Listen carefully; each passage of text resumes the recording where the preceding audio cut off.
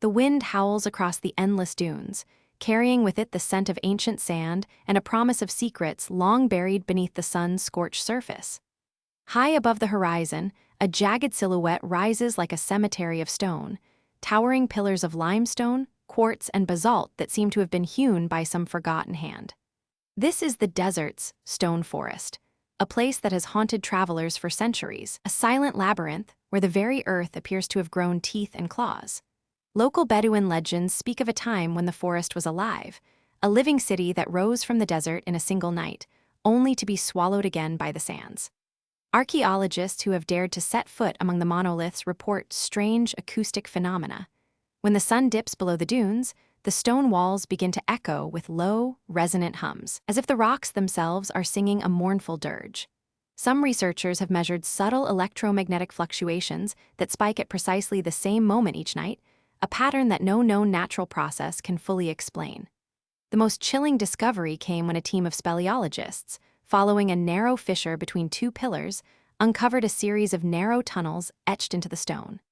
Inside, walls were covered with a series of concentric circles and spirals, their depth plunging far deeper than any known cavern system in the region. The carvings are unlike any script known to historians. They bear no resemblance to Arabic, Berber, or even the enigmatic symbols of the Nabateans. Some scholars suggest a link to the pre-Neolithic desert culture that left behind only fragmented tools and pottery, but no written record exists to confirm such a connection. Adding to the mystery, satellite imagery from the last decade has revealed a series of geometric anomalies beneath the forest.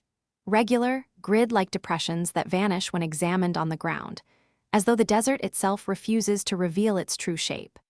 A handful of explorers claim to have seen faint, phosphorescent glows emanating from these hidden chambers at twilight, a ghostly light that flickers like the breath of some subterranean organism. No one knows for certain what lies beneath the stone spires, but the convergence of anomalous acoustics, unexplained electromagnetic pulses, and indecipherable markings paints a picture of a place that defies conventional geology.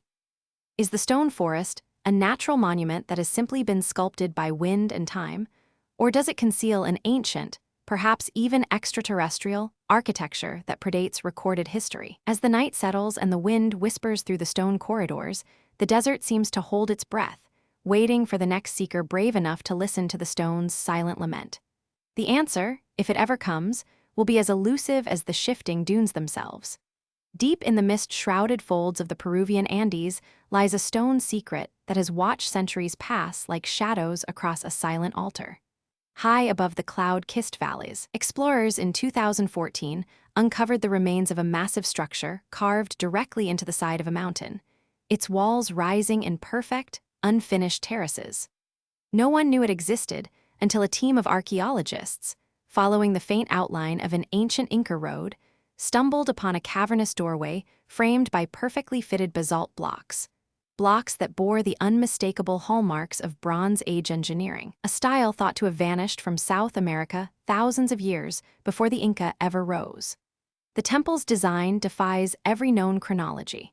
Its foundations echo the corbelled arches of the Andean pre-ceramic sites, yet the precision of the stone dressing mirrors the Bronze Age complexes of the Near East, such as the Hittite citadels of Anatolia. Scholars have measured the masonry's composition and found a trace of copper-tin alloy residues within the mortar, a subtle hint that metalworking was once practiced here, long before the famed Andean copper smelting peaks.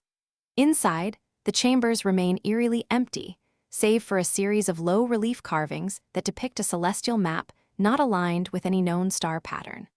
One panel shows a dark disk surrounded by 12 radiating lines, a possible lunar calendar, while another portrays a procession of figures wearing feathered headdresses, each stepping in perfect synchrony with a series of glyph-like symbols that have never appeared in any known Andean script. The sheer scale of the unfinished walls, some rising over 30 meters, suggests that the builders intended a monumental sanctuary, perhaps a place of pilgrimage for an extinct civilization that vanished without a trace. What halted the construction? The stonework stops abruptly at a sheer cliff, as if the hands that laid the last block were seized by an unseen force. Some theorists argue that a sudden volcanic eruption buried the site under ash, preserving it like a time capsule. Others point to the region's seismic history, noting a massive earthquake in 1600 CE that could have destabilized the mountain's interior, rendering further work impossible. Yet no ash layers or earthquake-induced fractures have been found in the surrounding strata, leaving the mystery intact. Local Quechua legends whisper of the sleeping gods that once dwelled beneath the mountain, guardians who would awaken should mortals attempt to finish the temple's work.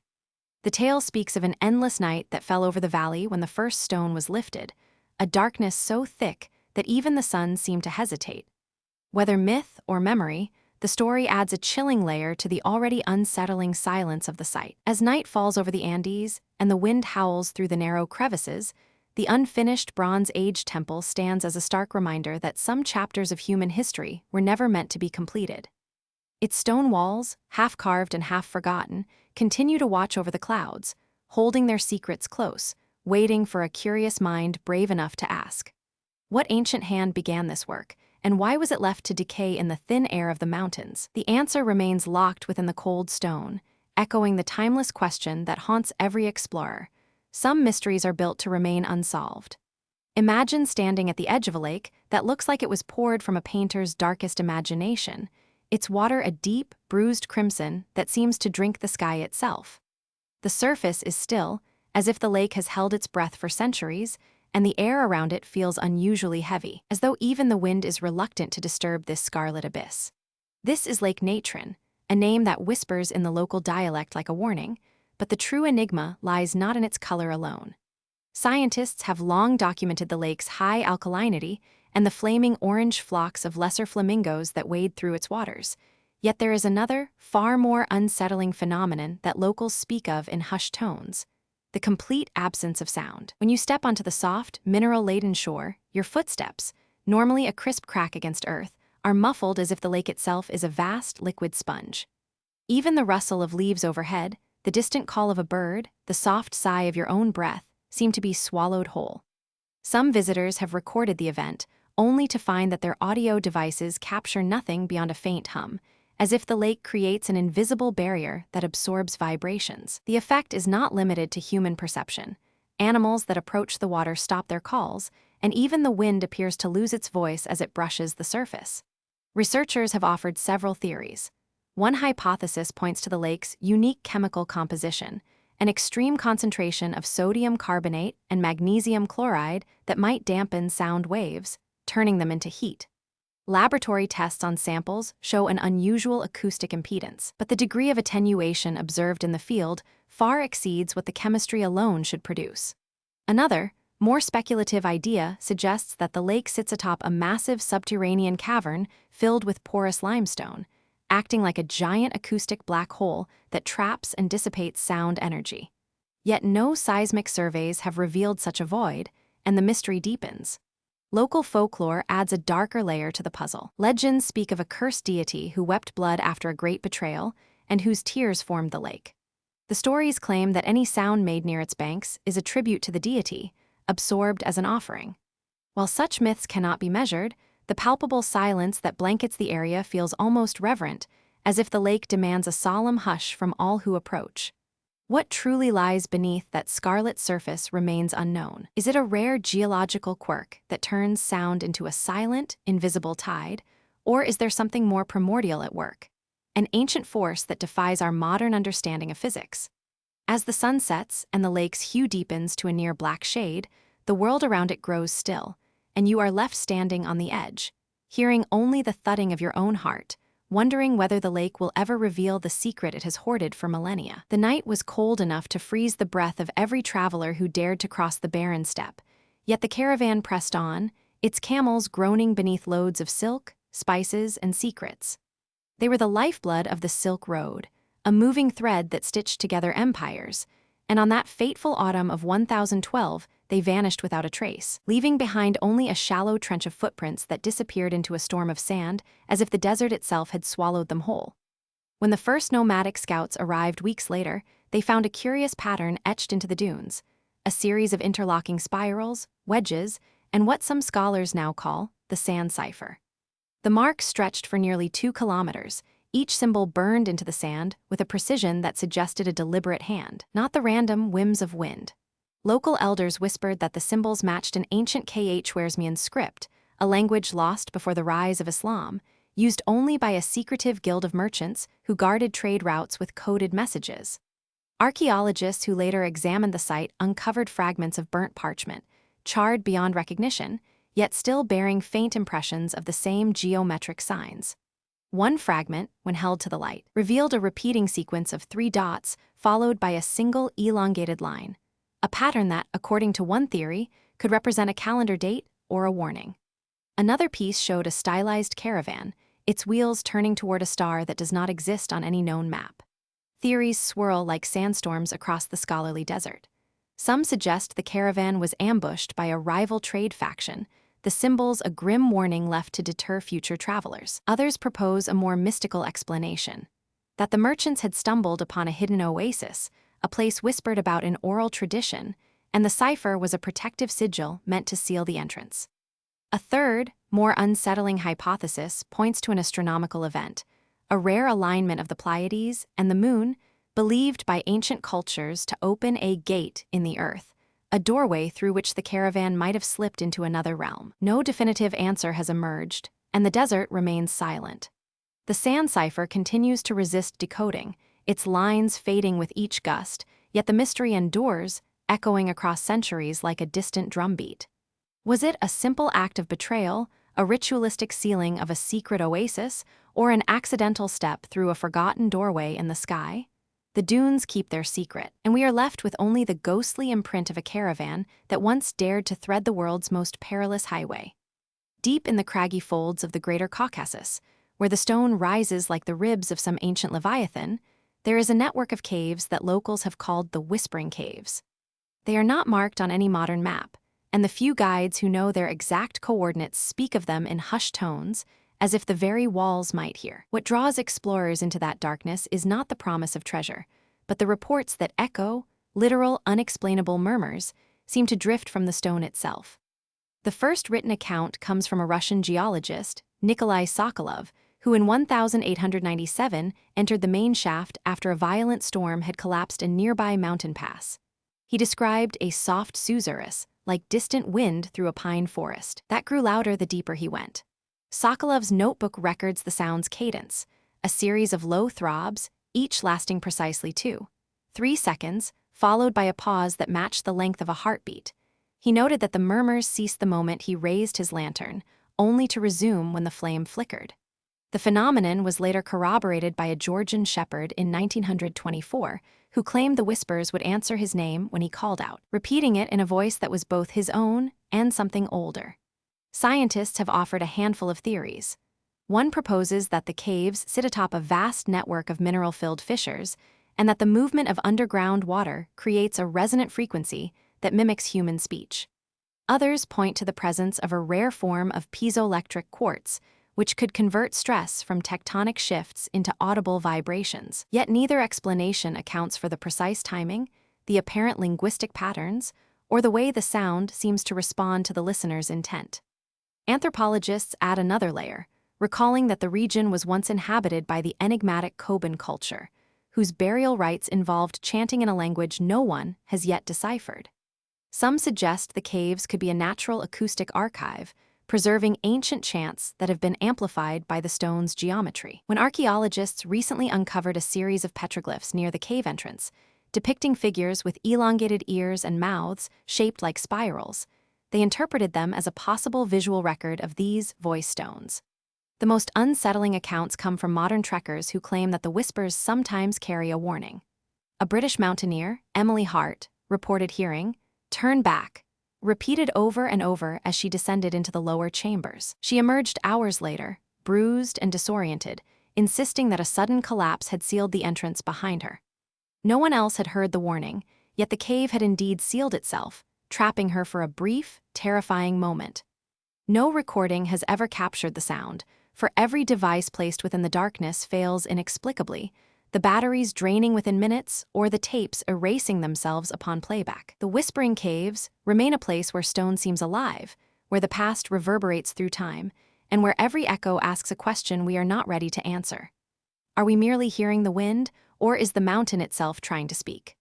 What if a single slab of iron, half a mile beneath the steppe, were the only whisper left from a civilization that vanished before history ever learned its name. Deep in the remote deserts of western Kazakhstan, a colossal iron monolith rises from the earth like a silent sentinel, its surface pitted by time, its purpose a mystery that has haunted scholars for more than a century. The story begins in 1969, when Soviet geologists, drilling for oil, struck an impossibly dense object at a depth of 200 meters. Their drills stalled, their instruments sputtered, and when the core was finally hoisted to the surface, they uncovered a block of pure iron, no alloy, no rust, nothing but a dark, glossy mass that seemed almost too perfect to be natural. Weighing over 15 tons and standing more than 3 meters tall, the monolith bore strange markings. A series of concentric circles, interlocking spirals, and a series of incised symbols that resemble neither Cyrillic nor any known Turkic script. Archaeologists who have examined the slab propose several theories. Some suggest it is a relic of a forgotten Iron Age culture that predated the Scythians, perhaps a ceremonial marker erected to honor a celestial event. Others point to the precise geometry of the carvings, arguing that they could be an astronomical calendar, aligning with the solstices when the sun's rays strike the monolith's face at exactly the same angle each year. A third, more speculative line of thought links the monolith to the enigmatic Arkham settlement, suggesting a network of iron monuments that once spanned the Eurasian steppe, communicating across vast distances through reflected light or magnetic fields. What deepens the enigma is the absence of any surrounding settlement. No pottery shards, no burial mounds, no tools, nothing but the monolith itself, embedded in a layer of ancient sand that predates recorded history.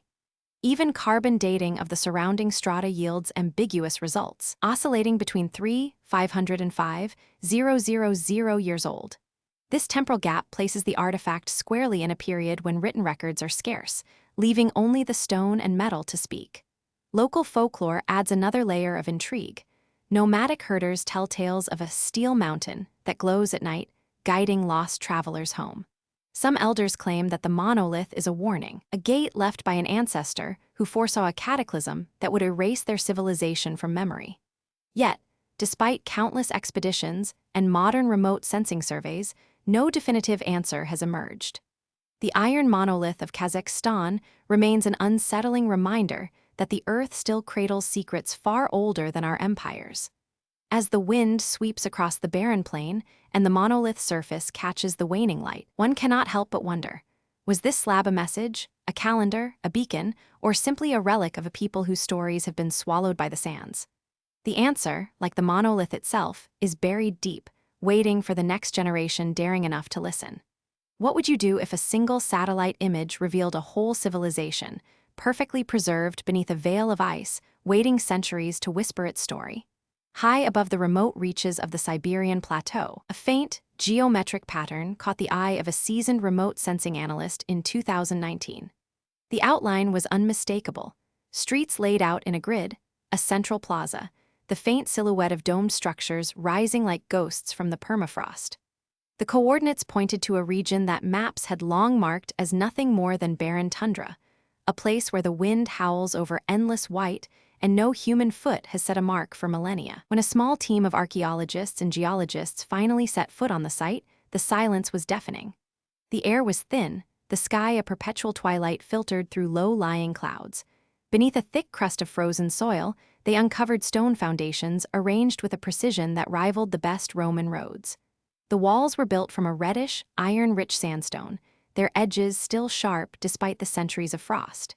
In the heart of the city lay a massive, circular platform, its surface etched with a repeating pattern of interlocking spirals, symbols no known culture has ever used. Radiocarbon dating of organic material, trapped in the permafrost, suggested the city was abandoned around 200 years ago, yet no written records from any neighboring empire mention a settlement so far north. Some scholars propose it could be a lost branch of the Scythian nomads, driven north by climatic upheaval. Others argue for a completely unknown culture that thrived in the harsh Arctic margins before the Great Drought of the 2nd century BCE. The lack of burial sites, the absence of obvious trade goods, and the meticulous urban planning all deepen the enigma. Even more unsettling are the artifacts recovered from the frozen streets. A a set of bronze mirrors polished to a mirror-like sheen, a collection of intricately carved bone tools, and a series of small clay tablets bearing a script that defies classification. Linguists have traced the glyphs to a pattern of repeating consonant clusters, but no known language matches the cadence. When the tablets were gently warmed, faint impressions of ink, perhaps made from plant pigments, began to emerge, revealing a series of symbols that could be a calendar, a prayer, or a warning. The city's abandonment remains a mystery. Was it a sudden catastrophe, perhaps a volcanic eruption that blanketed the area in ash, later transformed into ice, or a slow, relentless encroachment of the glacial advance that finally swallowed the settlement? Ice core samples taken nearby contain a thin layer of volcanic ash dating to roughly the same period, lending weight to the eruption theory. Yet the preservation of the streets, undisturbed by fire, suggests a more gradual suffocation by cold. As night falls over the frozen ruins, the wind carries a low, mournful howl that seems to echo through the empty avenues. The satellite that first revealed the city continues to orbit above, its sensors capturing faint thermal anomalies that rise and fall like breaths. Are those the remnants of a forgotten hearth, or something else entirely, perhaps a lingering energy trapped within the stone?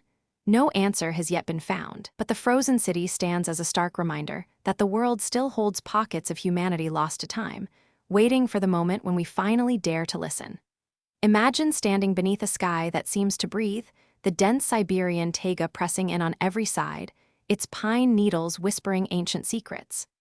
On certain cold evenings, the heavens open not with rain, but with fire, flames that fall like droplets, illuminating the darkness for a heartbeat before vanishing into the cold earth.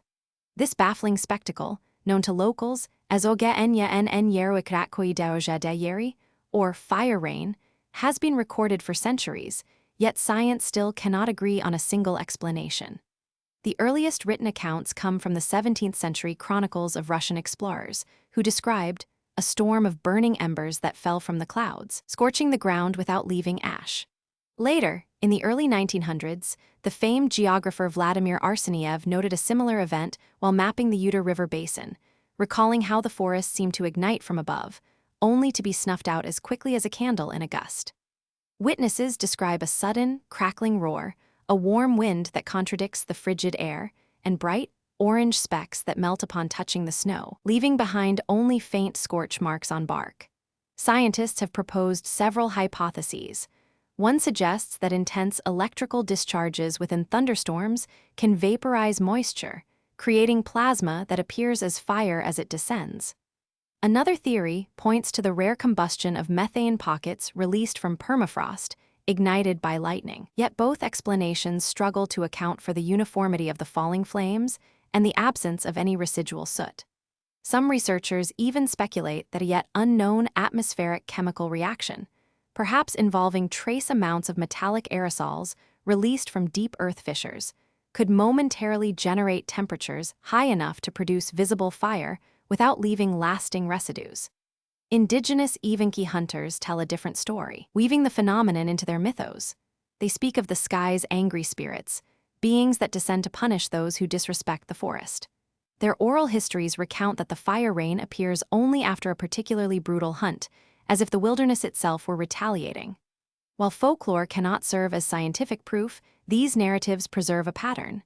The events are sporadic, often following periods of extreme cold and high atmospheric pressure. Modern attempts to capture the fire rain on camera have been thwarted by the remoteness of the region and the fleeting nature of the phenomenon.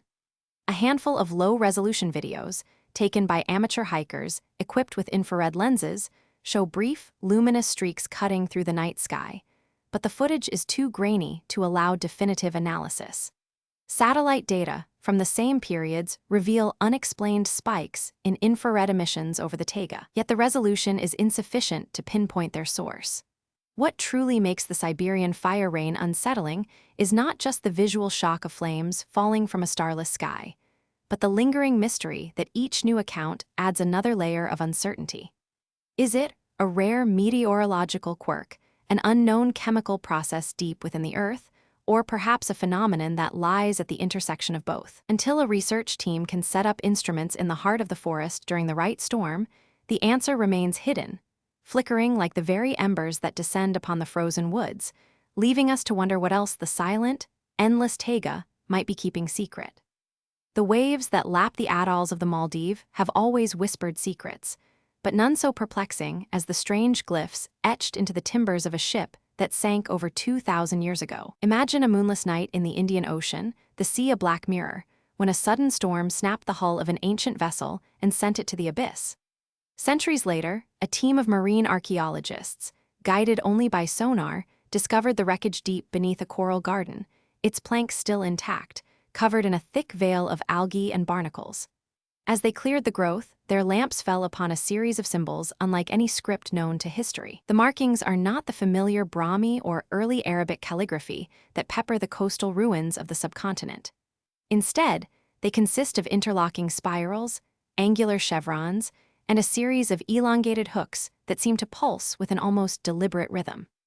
Some researchers have likened them to the undeciphered symbols of the Indus Valley, while others see echoes of the enigmatic Rongorongo tablets of Easter Island. One theory suggests the carvings could be an early form of a navigational code, a maritime language used by seafarers who plied the monsoon routes long before recorded history.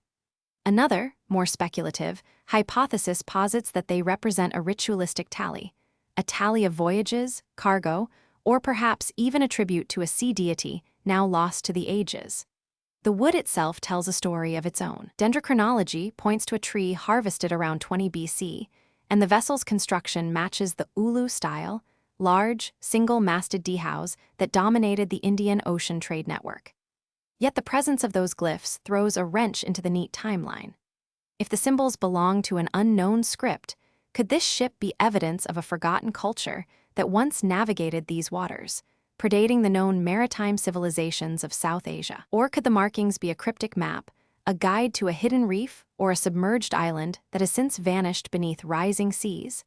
The team's attempts to decode the symbols have been hampered by the lack of comparable examples.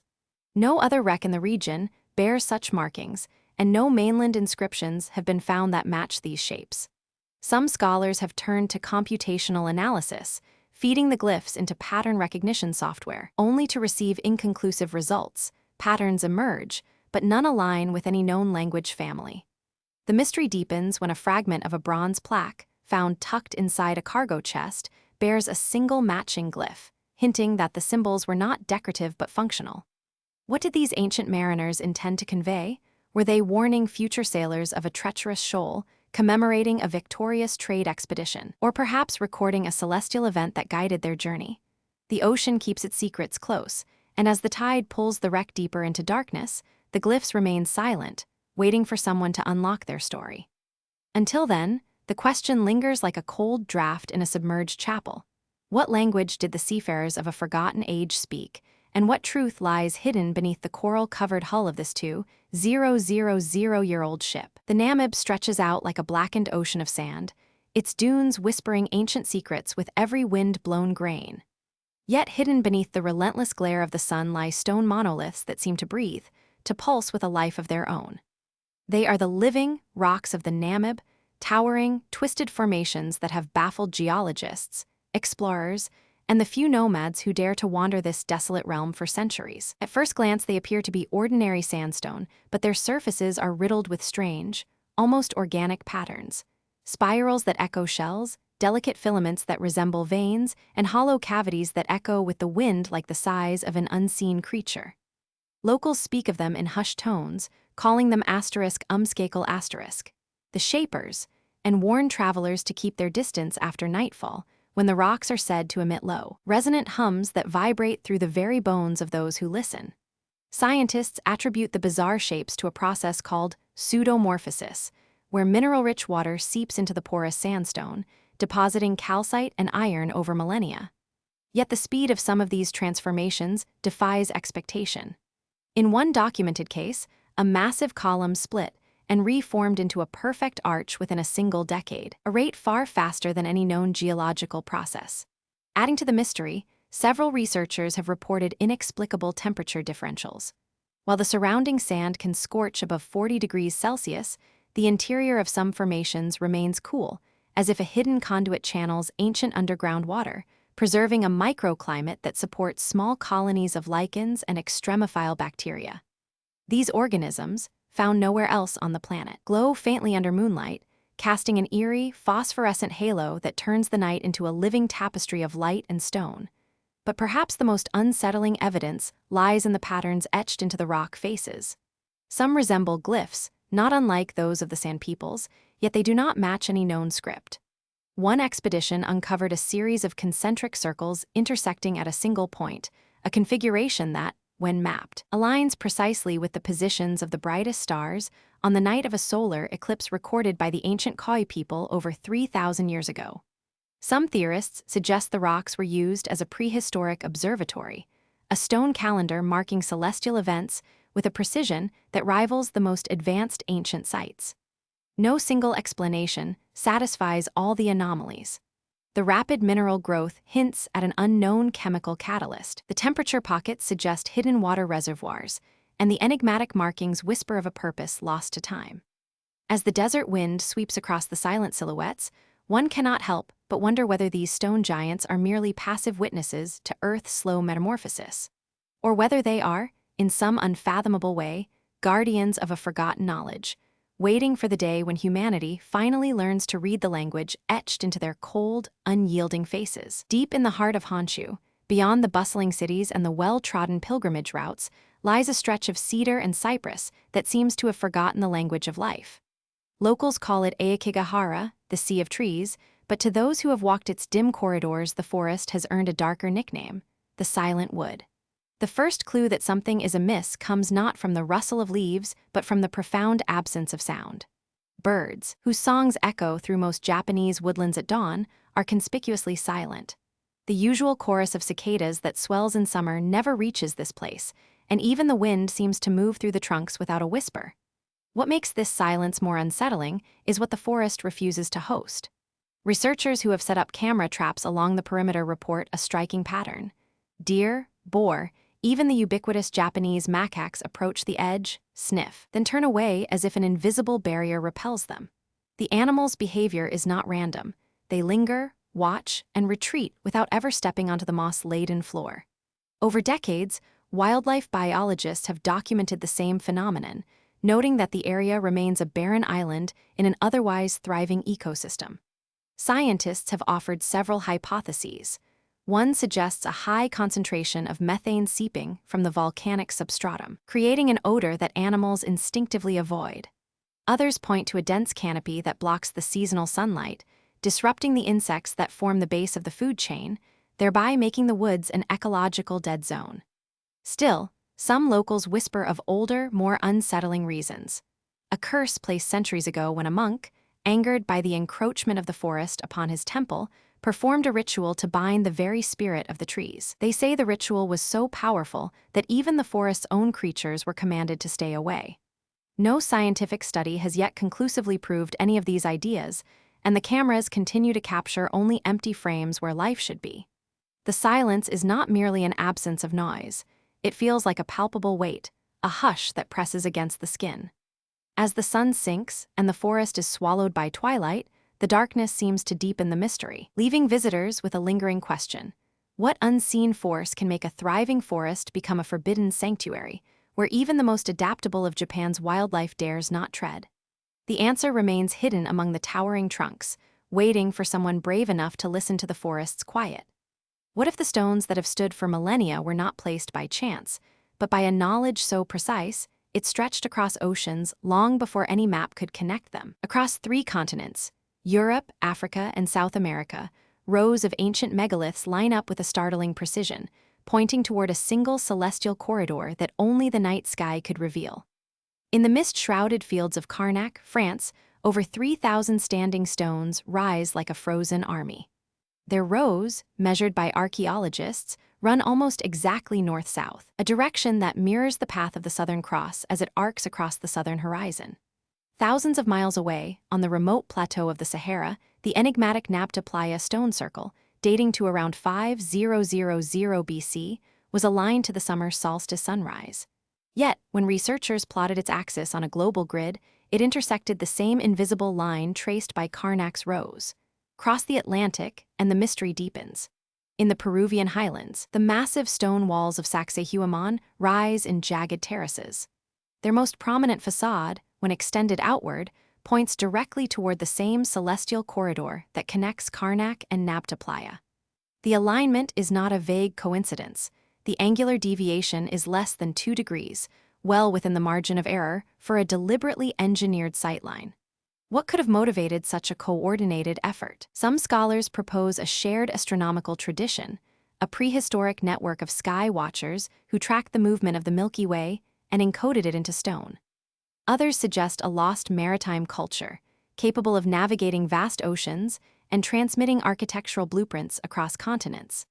Still, no written record or artifact has ever confirmed a direct link, leaving the stone circles as silent witnesses to a knowledge that predates our recorded history. When the sun sets on the equinox and the horizon glows with the dying light, the shadows cast by these monoliths converge, forming a single, elongated silhouette that stretches from the Atlantic to the Andes. It is as if the stones themselves are whispering a question that has survived the rise and fall of empires. Who, in the depths of prehistory, possessed the vision to map the heavens and carve that map into stone across 3 distant lands? The answer remains buried beneath weathered granite, waiting for a mind bold enough to follow the ancient line into the darkness. What if the strange stone circles of Stonehenge, the perfectly cut basalt columns of Baalbek, the massive, unmapped tunnels beneath Derinkuyu, and the inexplicable glyphs etched into the Nazca Desert were not isolated curiosities, but fragments of a single, hidden civilization that once stretched across continents? Imagine a people so advanced that they could move monoliths weighing dozens of tons without the aid of iron or wheels, carve stone with a precision that still baffles modern engineers, and encode their knowledge in symbols that have survived millennia yet refuse to yield their meaning. Archaeologists have long noted the uncanny similarities among these sites. Alignments that echo the solstices, astronomical markers that point to the same celestial bodies, and construction techniques that defy the known capabilities of the cultures traditionally credited with them. The megaliths of Karnak, for instance, are arranged in rows that match the latitude of the Great Pyramids, while the stone roads of the Inca, invisible to the naked eye, trace a network that intersects the mysterious stone spheres of Costa Rica. If a single, secretive culture were responsible, how could it have vanished without a trace, leaving only silent stone and baffled scholars? Some scholars propose that a cataclysm, a massive volcanic eruption, a sudden shift in Earth's magnetic field, or a global flood, could have erased written records, scattering survivors into the cultures we now know. Others suggest a deliberate disappearance, a cultural exile so profound that its descendants chose to conceal their origins, burying their technology beneath the earth and their stories behind layers of myth. Even the most recent discoveries lend weight to this theory. In the remote highlands of Turkey, a cache of basalt tablets bearing an unknown script was found deep within a cavern that aligns perfectly with the Orion Belt. In Peru, a series of underground chambers contain copper alloys that predate known metallurgy by a full millennium. Each find adds another piece to an ever-growing puzzle, a puzzle whose picture seems to form a map of a civilization that spanned from the Atlantic to the Pacific, from the Sahara dunes to the Siberian tundra. We stand at the edge of an abyss, peering into a darkness that might hide an ancient network of knowledge, a hidden thread that ties together stone, sky, and silence. Until we uncover a definitive key, a deciphered tablet, an unaltered genetic marker, a living oral tradition, we are left with a chilling question. Did this civilization truly exist, and if so, what fate awaited its architects? The answer may be buried beneath our feet, waiting for the day when the Earth finally yields its secrets.